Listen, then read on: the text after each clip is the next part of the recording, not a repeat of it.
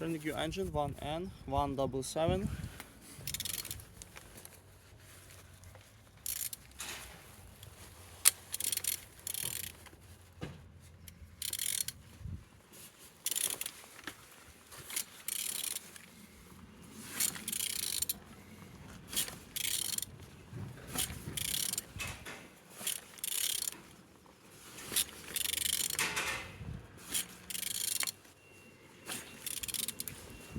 Turning good. The front engine looks good, as you can see.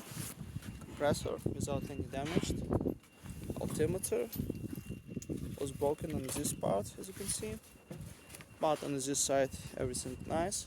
All windows without water inside. Gearbox in good conditions. Looks on a starter without any damage.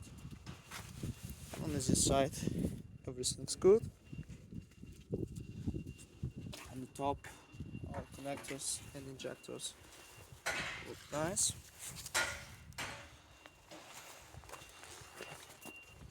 And on the bottom, oil sump without any cracks, no leaks.